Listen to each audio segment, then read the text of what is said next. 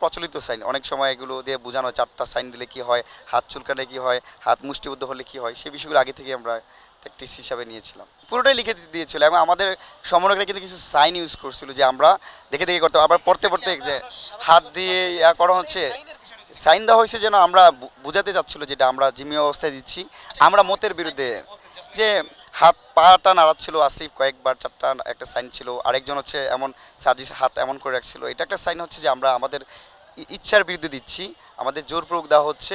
তাদের বাকি কয়েকজনের মুভমেন্ট এরকম ছিল এবং আমাদের নাহিদ ইসলাম সেও বারবার স্ক্রিপ্ট পড়তে গিয়ে এমন করতেছিল যেখানে সে স্ফুলিংলি বক্তব্য দিত, অগ্নি কণ্ঠে বক্তব্য দিত, সে কিন্তু সেখানে একটু অন্যরকমভাবে স্ক্রিপ্ট এই স্ক্রিপ্টটা পড়ছিল যেন সবাই একটু সন্দেহ করে, মানে তারা ওই জিম্মি অবস্থায় কৌশলগতভাবে ছাত্র সমাজকে একটা মেসেজ দিয়েছে, সেটা কিন্তু বিশ্বাস করেছে।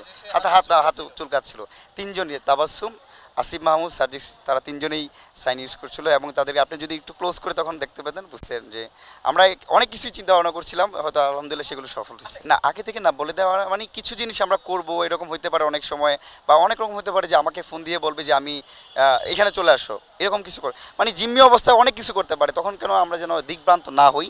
এবং সাইন কিন্তু সাইনের বিষয়ে অবশ্যই বুঝতে পেরেছি। পাশাপাশি এই যে নাহিদ ইসলামদের, আমরা তাদের সমন্বয়কদের বিশ্বাস করি। নাহিদ ইসলাম এবং আসিফ মাহমুদকে 2 দিন গুম করা হয়েছে, আপনি দেখেছেন নাহিদ ইসলামের পুরো শরীর থেতলে দেওয়া হয়েছে পিঠ থেকে শুরু করে, তখনও কিন্তু তারপর জোরপূর্বক স্টেটমেন্ট নিতে পারে নাই, হসপিটালেও আসছে, তারপরে তাকে নেওয়া হয়েছে। আমরা তাদের প্রতি পূর্ণ বিশ্বাস ছিল, তাদের জীবনের শেষ রক্তবিন্দু থাকা পর্যন্ত তারা ছাত্র সমাজের সাথে বেইমানি করবে না।